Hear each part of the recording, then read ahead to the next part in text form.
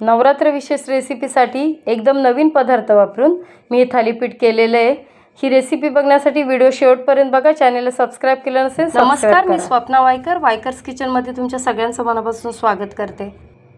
तर बघा, आपला जो वेगळा पदार्थ आहे तो हा लाल भोपळा आहे। लाल भोपळ्यापासून थालीपीठ कसं करायचं ते आज दाखवते तुम्हाला।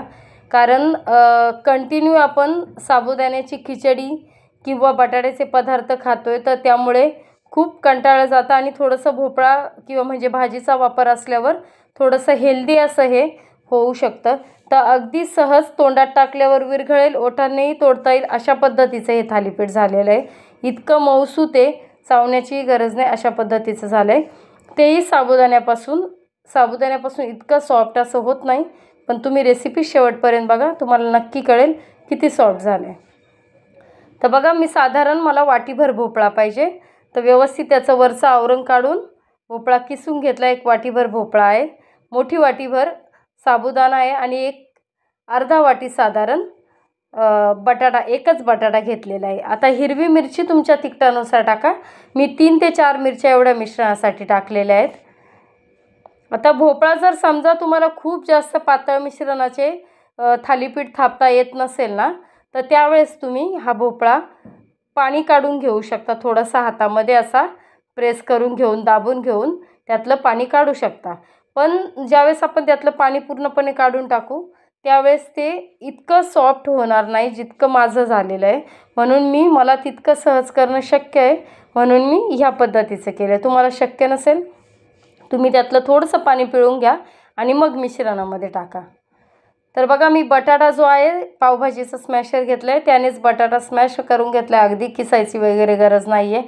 साबुदाणेही त्यानेच करायचे आहेत, हातानेही करू शकता, तुम्हाला जसं सोयीस्कर जाईल त्या पद्धतीने।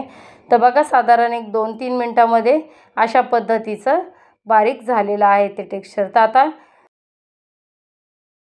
लाल भोपळा जो मी किसून घेतलेला आहे तो टाकला आहे। तुम्हाला ह्या स्टेजला खूप पातळ मिश्रण नको आहे, तर तुम्ही ह्या स्टेजला भोपळा पूर्णपणे पाणी काढून त्यातलं टाकायचं आहे।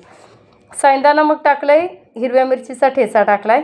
आता हे जे आहे हे अगदी थोडंसं बाइंडिंगसाठी अर्धा वाटी राजगिऱ्याचं पीठ आहे।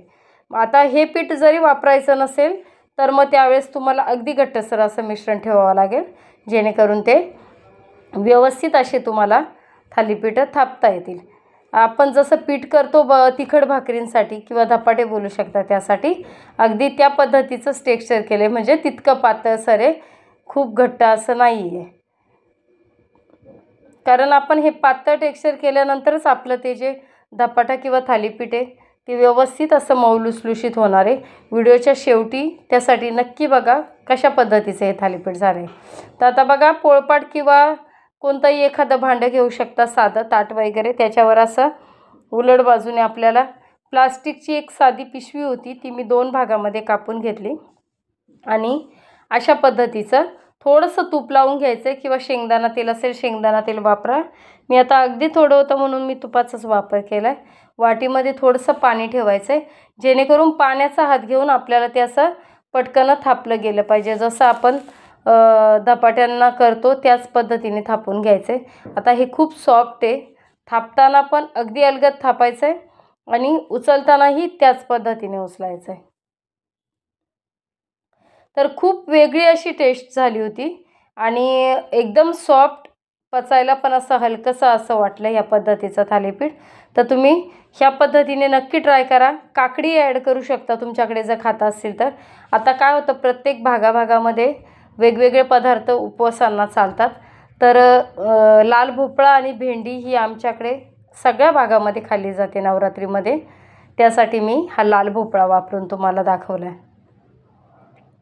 तर बघा, एक थालीपीठ व्यवस्थित असं थापलं, अलगद हातावर काढून तव्यावर टाकून घेतलं आहे, थोडंसं तुपाची धार टाकली, अजिबात खूप जास्त तेलाचा वापर झालेला नाही आहे। ह्याच पद्धतीने तुम्ही घट्ट मिश्रण करून उपवासाचे साबुदाण्याचे वडेही करू शकता हे लाल भोपळा वापरून। तर बघा, एकदा सुरुवातीला टाकल्यानंतर गॅस व्यवस्थित फास्ट ठेवून तवा तापवल्यानंतर नंतरला आपल्याला थोडंसं मंद आचेवर करायचं आहे, जेणेकरून ते वरून अगदी जळलं नाही पाहिजे आणि आतमधून व्यवस्थित असं शिजलं गेलं पाहिजे।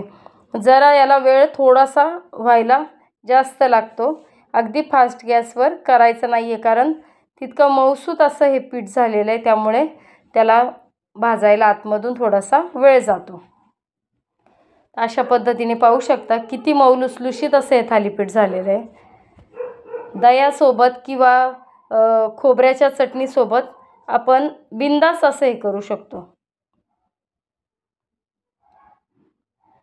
पाहू शकता दुसरंही मी ते करेपर्यंत थापून घेतलं आणि अशा पद्धतीने हातावर अगदी अलगद घेते आणि अलगद पद्धतीनेच हातावरचं ते टाकायचं आहे. आणि खूप साबुदाणा असा मोठाही राहिलेला नाही आहे. ह्या स्टेजमुळे आपण स्मॅशरने पूर्ण स्मॅश केल्यामुळे, तुम्हाला स्मॅशर नसेल वापरायचं तर तुम्ही मिक्सरमध्ये थोडंसं टाकून चालू बंद करून असं फिरवून घेऊ शकता. तर मी तुम्हाला साधारण 3 दाखवलेली आहेत की व्यवस्थित अशी थापली जातात आणि भाजली जातात. आणि थापण्याच्याही 2 पद्धती दाखवल्यात, एक प्लास्टिक पेपर वर ठेवून आणि एक पाण्याचा वापर करून कसं थापायचं ते.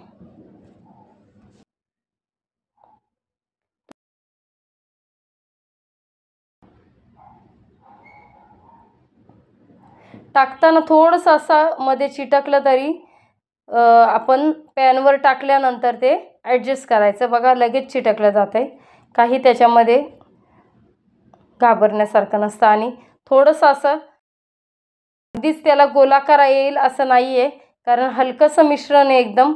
ते मिश्रण टाकताना थोडंसं त्याचा आकार इकडे तिकडे होतो, तर त्यामध्ये काहीच टेन्शन घ्यायचं नाही. आणि अशा पद्धतीने वेगवेगळे पदार्थ नक्की ट्राय करा. रेसिपी बघून माझी रेसिपी आवडली असेल तर लाईक, शेअर, सबस्क्राईब करा आणि कमेंट्स करून मला सांगा की हा नवीन पद्धतीचं थालीपीठ आहे का हे मी बनवलेलं.